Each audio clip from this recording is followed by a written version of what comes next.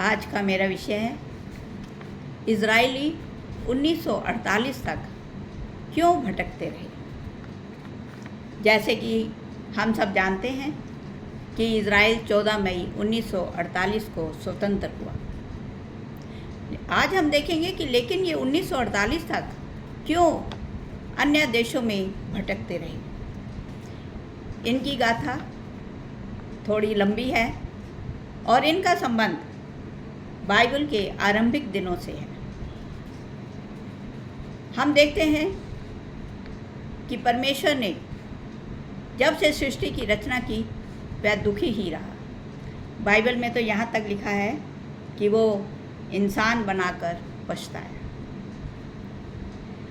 जब परमेश्वर ने पहला मनुष्य आदम और हवा को बनाया, लेकिन उनके पाप करने से उन्हें बागे अदन से निकाल दिया और उन्हें पृथ्वी पर फैला दिया। जैसे जैसे वंशावली बढ़ी वैसे वैसे पाप भी बढ़ता गया। और बाइबल हमें बताती है कि यहाँ तक कि परमेश्वर ने एक बार 40 दिन बारिश करके सब जीव जंतु और मनुष्य को ख़त्म कर दिया। केवल एक ही मनुष्य जो नेक और दयालु था, नूह, वह उसके 3 पुत्र और उनकी पत्नियों को, वह अन्य जीव जंतुओं के एक एक जोड़े को बचाकर फिर से पृथ्वी को बसाया। परंतु फिर जैसे जैसे पृथ्वी पर लोग बढ़े वैसे वैसे पृथ्वी पर पाप भी बढ़ता गया। परमेश्वर ने देखा कि जिस समय पृथ्वी पर चारों तरफ पाप और मूर्ति पूजा फैली हुई थी, ऐसे में उनकी नज़र अब्राहम पर पड़ी, जो कि एक नेक और दयालु व्यक्ति था और परमेश्वर उसके कार्यों से खुश था। तब परमेश्वर उसको अन्य लोगों में से निकालकर कनान देश में ले आया, जो आज का इज़राइल है, और वहाँ उसे आशीष दी और उससे प्रतिज्ञा बांधी कि मैं तेरी वंशावली को आसमान के तारागण और पृथ्वी के बालू के कण के समान फैलाऊंगा। वो मेरे बेटे और बेटियां होंगे और मैं उनका परमेश्वर हूँगा। परंतु जैसे ही अब्राहम की मृत्यु और उसके बाद उनकी वंशावली बढ़ी, पाप फिर बढ़ने लगा और परमेश्वर ने फिर क्रोध में आकर 17वीं ईस्वी BC यानी बिफोर क्राइस्ट 17वीं ईस्वी में उनको मिस्र की गुलामी में भेज दिया और वहाँ इन्होंने 400 वर्ष तक कष्टदायक, पीड़ा वाला और क्रूरता वाला जीवन व्यतीत किया। इनके पश्चाताप करने पर फिर परमेश्वर ने इन पर तरस खाया और इन्हें अपने नबी मूसा के द्वारा मिस्र की गुलामी से निकालकर फिर इज़राइल में बसाया। तब परमेश्वर ने सोचा कि अब सब कुछ अच्छा होगा और उन्होंने राजा सुलेमान के द्वारा अपने लिए एक भव्य मंदिर बनवाया ताकि परमेश्वर अपने लोगों में आ जा सके। परंतु हम देखते हैं कि धीरे धीरे फिर पाप बढ़ने लगा और इन्होंने परमेश्वर के क्रोध को फिर से अपने ऊपर भड़का लिया। तब परमेश्वर ने उस समय के बेबीलोन के राजा, यानी कि जो आज का इराक है, उसके राजा नबूकदनेस्सर के द्वारा इन पर चढ़ाई करवाई और उसने मंदिर को नष्ट किया और साथ में इन सभी इजराइलियों को बेबीलोन की गुलामी में ले गया।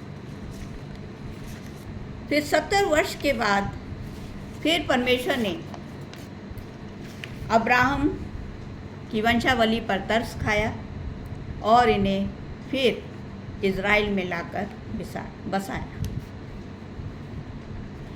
परमेश्वर ने सोचा कि अब सब कुछ फिर सही होगा और फिर उन्होंने राजा कुशनु, जरुब्बाबेल और यहोशू के द्वारा अपने लिए दूसरा मंदिर बनवाया।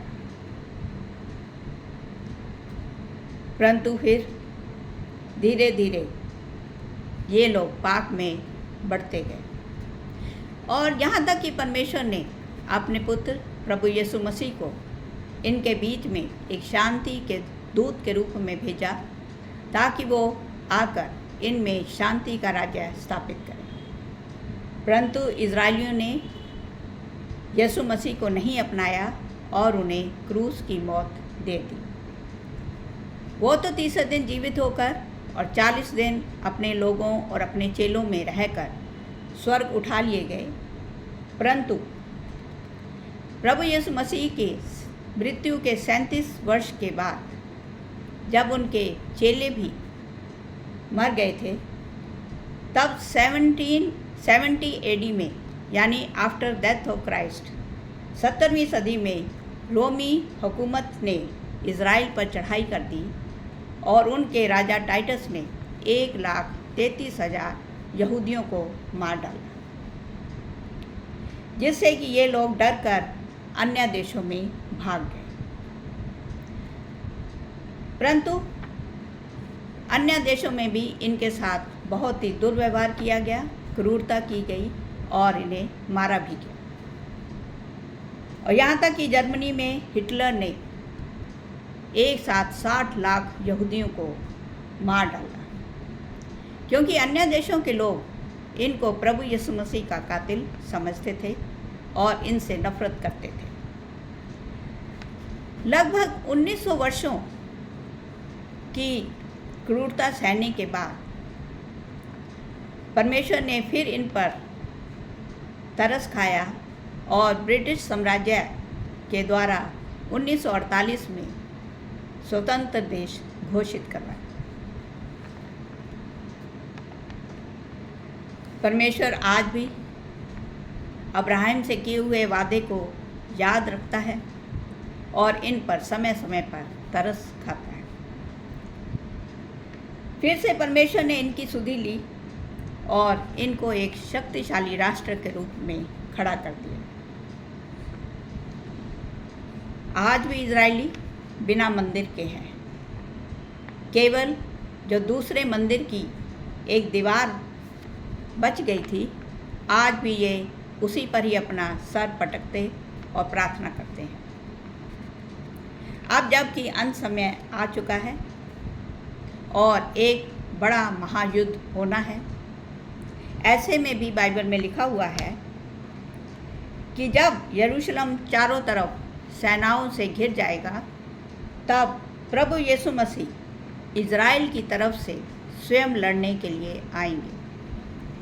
और उस समय जितने भी इज़राइली व अन्य जातियों के लोग उनको स्वीकार करेंगे और अच्छे जीवन के लिए संघर्ष कर रहे होंगे, उनको वे अपने साथ ले जाएंगे और दुष्ट और पापियों को यहाँ आग में फेंका जाएगा।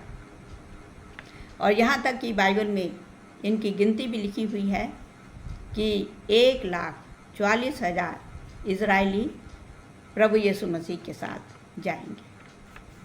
धन्यवाद।